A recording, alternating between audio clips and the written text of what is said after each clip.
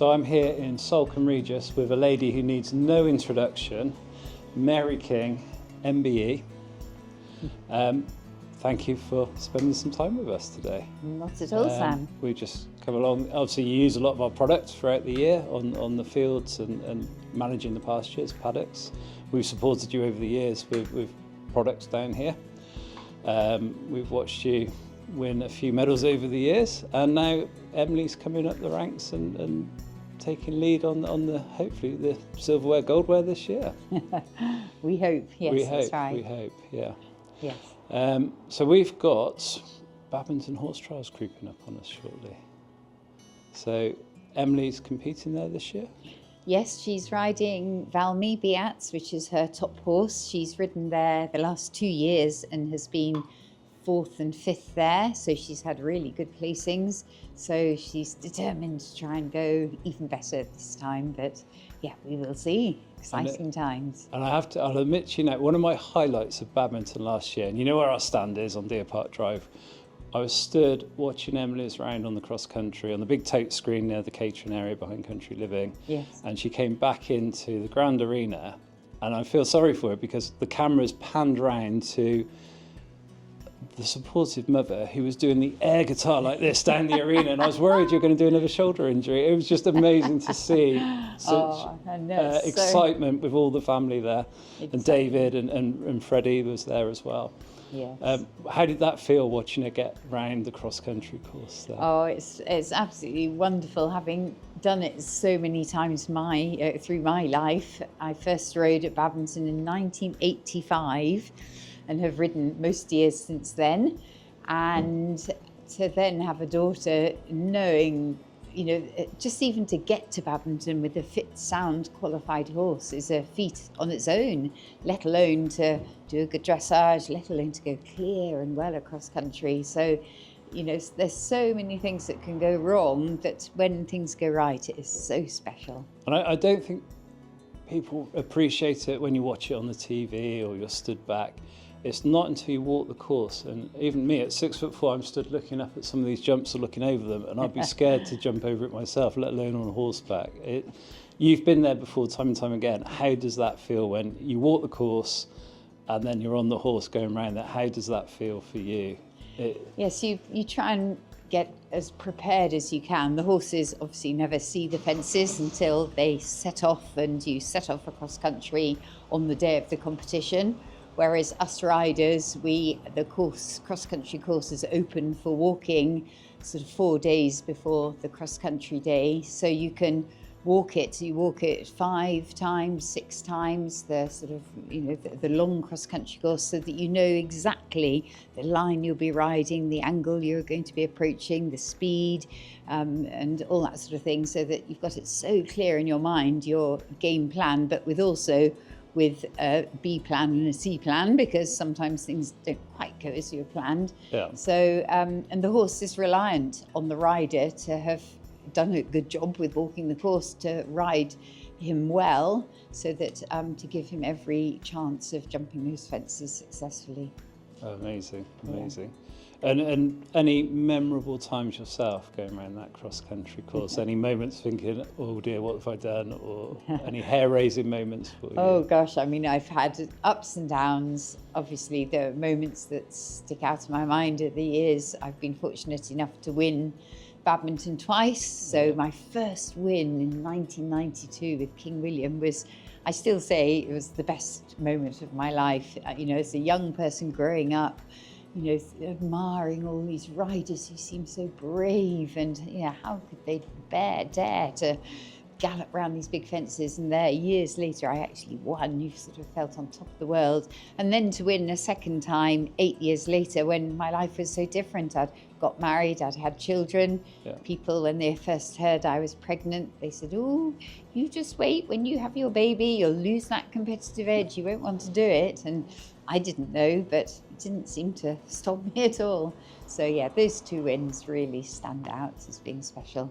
But I have fallen off at the first fence as well, across country, and I've fallen off at the last fence across country when I was in the lead.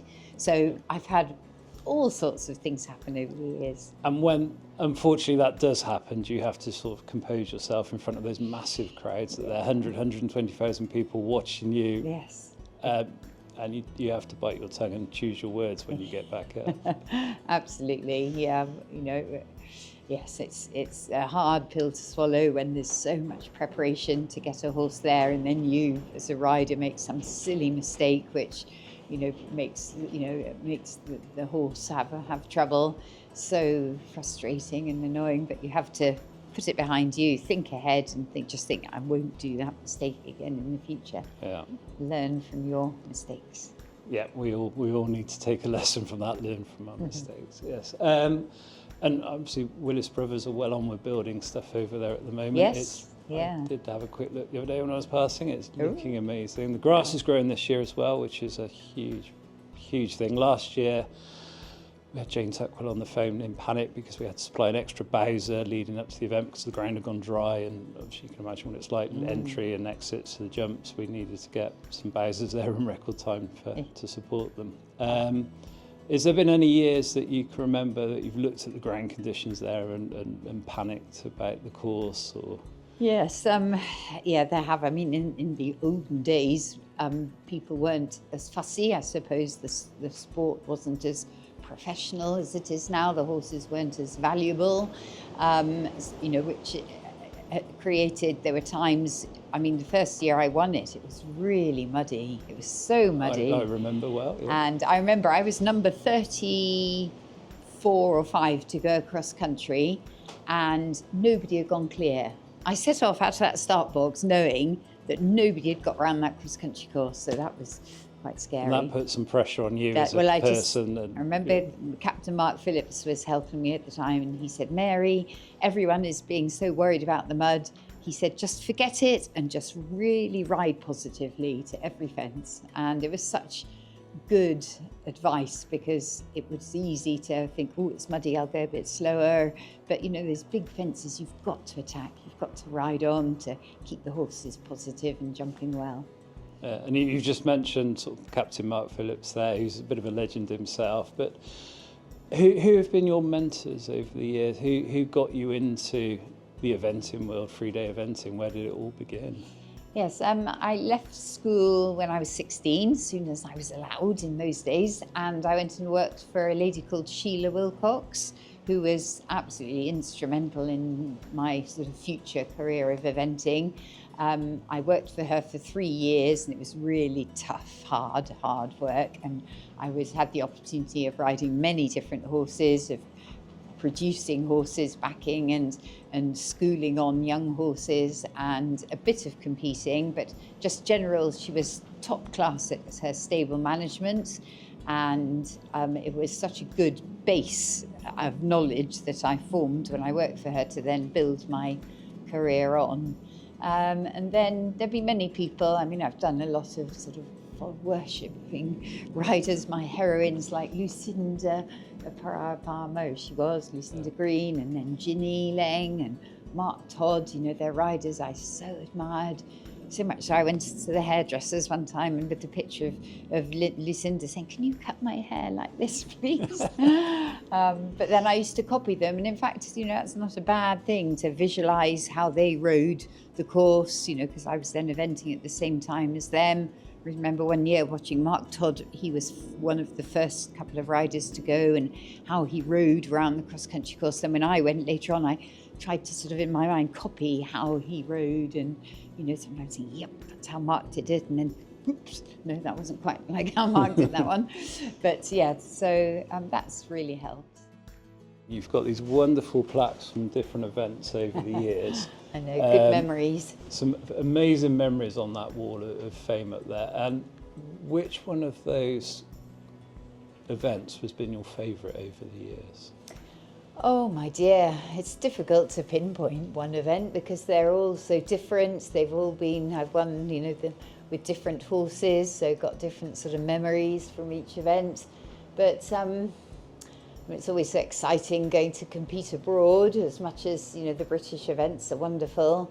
Aachen in Germany, which is that was the World Equestrian Games that I rode in the World Games, which is actually this year is the World Equestrian Games are going to be held in Aachen again. And that's such a special event to ride at. It's incredible because it's there virtually in the city, and you've got the top show jump riders jumping in the jumping classes, you've got the top dressage riders doing the dressage bit, and then they also have a major 3-day event, and it's just wonderful to be all together in an area and, you know, so close to the city as well. Obviously, general public seen you over the years competing at all these events, but they don't see what happens behind the scenes here at base, at the stables, and lots of paddock maintenance, practice. So there's lots that go on behind the scenes leading into these events. A huge amount of work to produce, you know, all look so glossy and shiny and wonderful at the competition, but really all the hard work, you know, it takes years to produce a horse up to that top level, and all the things that can go wrong, and all the work and the rain and the mud, and you know, you just have to get on. You've got to be very positive and forward thinking to be a successful rider. Yeah, and time's an essence, that you need that time to do that work with the horse and with the practicing, and yes, ultimately brings me on to what we're here about. Obviously we've put some product down here with you over the years, and it's hopefully helped you save time out in the fields, and means it frees up time for you to spend with the horses, practicing, doing all the stable management, the management of the events, etc. then. Yes, yeah, no, it's been a godsend, your machinery. And I mean, for example, the last couple of days, the ground's suddenly dried very quickly. You know, I used to be reliant on farmers to come roll the fields. Well, you know, by the time the farmer who's busy rolling everybody's fields gets to your field, it's past. You know, you've just got such a small window often to roll land, whereas I've had a wonderful time with your ballast roller going around, and oh, my fields look amazing, and so I can then carry on and use them, you know, quicker than I would have in the days before I was supported by you. No, that's good to hear. That's good to hear. And ultimately, I know a couple of years ago, I think Will was down here with the Terator, and he done some spiking in the ground. And have you seen a difference out there in the fields and the grass from that? Yes, work? Definitely. It was when we'd had quite a summer, and the ground was really packed, quite sort of firm, and it was in the paddocks nearby that are used a lot, so they'd become quite packed down. And with that machine, it's helped lift the ground, air it a bit, and definitely promoted the growth of the grass. So last season we had an almighty drought throughout the summer months. The grass died off. I think even at home, just our lawn, I mowed it twice last year, the whole year. And paddock maintenance become a very important part of equestrianism and making the most of what everyone had. What was it like down here for you, Mary? Were you struggling with grass and forage, etc.? Yes, I was, but I was quite lucky that we did just manage to buy a bit more land at the beginning of the year, so I had more land to use than I normally would, which came at just the right time. But yes, it became very, very dry. I mean, it's quite amazing how horses do quite well on short grass. You know, I'm always amazed how they will, you know, it seems their bodies enjoy that type of, you know, finding the short dry grass than being in a field with long lush grass sort of thing. But yes, I used my tine harrow, was very useful on the paddocks. I mean, we try and poo pick the nearby smaller paddocks, but they're a bit bigger paddocks. It's just impossible to do all the poo picking, and it was great with the tine harrow to whiz around, so to scatter the poo, but also to be grabbing the old grass and sort of spreading the droppings, and you could really see a difference within a number of days. It would all start to green up and look better. No, brilliant. And I think we've probably had more grass growth to date this year than we had all of last year. So the Yes. rotary mower is going to be out in anger shortly, topping off and tidying up. Absolutely, yeah. No, I use my rotary mower a lot to keep all the sour patches that seem to appear wherever horses graze. Yeah. It's great to keep the paddocks looking nice and smooth and neat. Yeah, not letting the grass that the horses aren't enjoying so much, letting that get away and be sort of scruffy. And then away from the King Empire stables, then David's got on the farm one of our multi-feeders. Yes, yeah, he finds that very useful. He's got that set up on the quad, and when he's going out to the fields, he used to take sort of bags of cake on the back of the quad, and it was all a bit of an effort to go and, have all the bags tied and then go and untie them and having to get off the quad and do, whereas now he's got this amazing feeder and he just go into the field and press a button and it just drops nice little piles, and he motors along on the quad dropping these piles of feed, so makes it much easier for him. Hopefully everything's growing, we're on the right bounce, and Yes, we're going to it'll be all right, It'll be all exactly. right this year. It's going to be a good season. Yeah. We're going to see some more trophies in the King cabinet, and wish Emily all the best for what she's doing this year. Thank you, Sam. With the support of her mother, father and brother. Yes.